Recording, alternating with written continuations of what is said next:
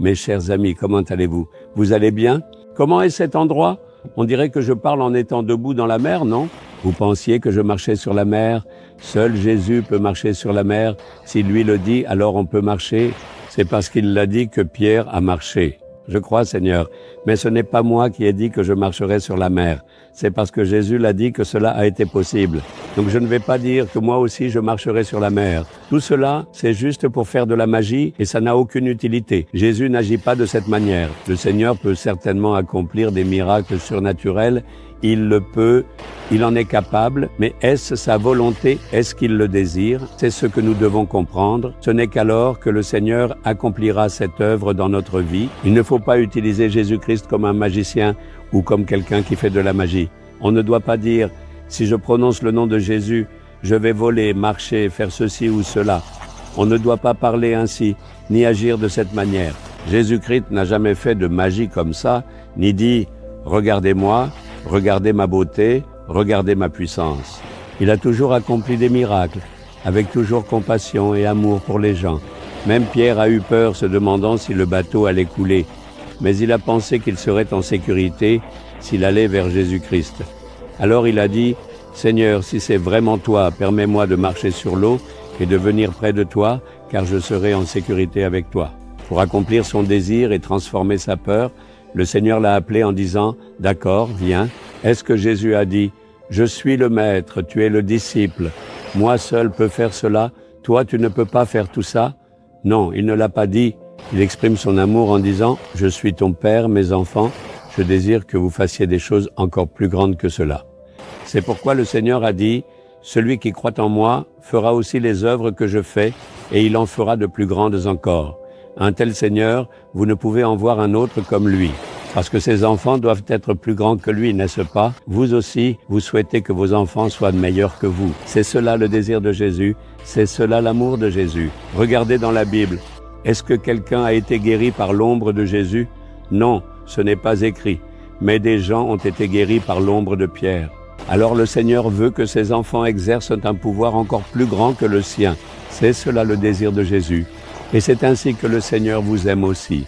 Le Seigneur veut vous utiliser de la même manière aussi. Vous devez croire. Bon, laissons tout cela de côté.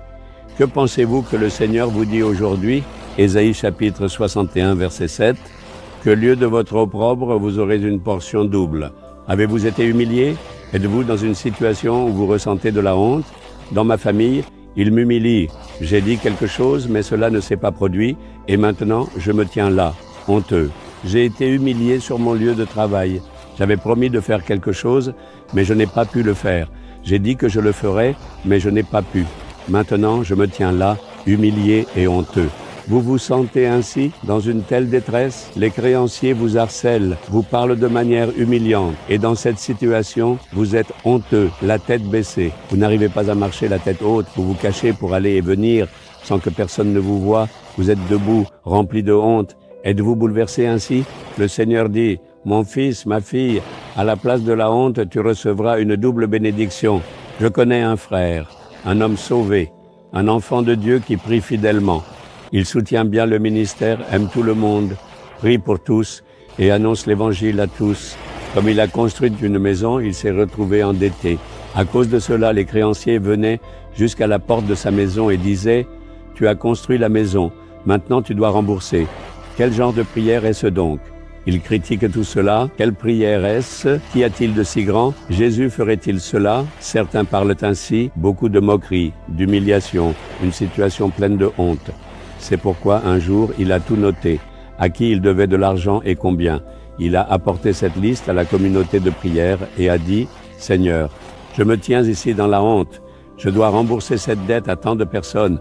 Les créanciers se tiennent tous devant ma maison. Seigneur, je suis bien ton enfant, n'est-ce pas? C'est en toi que j'ai mis ma foi. Fais un miracle pour moi. Faites un miracle pour moi, Seigneur. Réglez toutes ces dettes pour moi. Je suis votre enfant. N'est-ce pas au Père de payer la dette de son enfant? Il a prié avec cette conviction. C'est vrai, car il suivait sincèrement le Seigneur. Il ne priait pas pour la renommée ou pour ses besoins personnels, mais pour les âmes, annonçant l'évangile à tous. Il a prié avec ferveur, et le Seigneur s'est mis en colère. Mon enfant se tient là honteux. Est-ce qu'il le met dans une telle situation qu'il doit demander? En un seul mois, le Seigneur a réglé et terminé toutes ses dettes.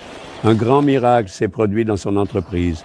Il ne pouvait pas expliquer comment cet argent est arrivé, ni comment il a remboursé ses dettes. Quand je lui ai parlé, j'ai demandé « Comment as-tu remboursé tes dettes? Vendu un terrain ou emprunté à quelqu'un ?» Non, comment as-tu remboursé? C'est ce que je ne comprends pas. Comment l'argent est arrivé, comment je l'ai donné, tout s'est terminé et à la fin du mois, quand j'ai vérifié, il n'y avait plus rien. Et ce n'est pas tout. Depuis le même endroit où il faisait son business, un jour, ils ont aussi arrangé le mariage de sa fille. Un grand homme riche est venu à la maison avec une boîte remplie d'argent. Je pars à l'étranger, je ne pourrai pas être présent pour le mariage de ma fille. Un mariage, ça demande beaucoup d'argent. J'ai mis de côté quelques lacs, gardez-les avec vous, pas besoin de me payer d'intérêt ni rien. Quand vous pourrez me le rendre, vous le ferez. Je vous connais. Vous êtes une personne honnête et intègre. Vous êtes des miens. C'est pour ça que je suis venu vous dire que je vous ai donné cet argent. Et voyez ce qu'il a répondu. Non, le Seigneur ne m'a jamais mis dans une situation où je dois emprunter de l'argent. Jésus m'a tout donné. Il a pourvu à tous les besoins pour le mariage de ma fille. Je suis très heureux de votre amour. Vous êtes venu jusqu'à chez moi pour m'aider. Ne pensez pas que je vous renvoie comme si je ne voulais pas de votre aide.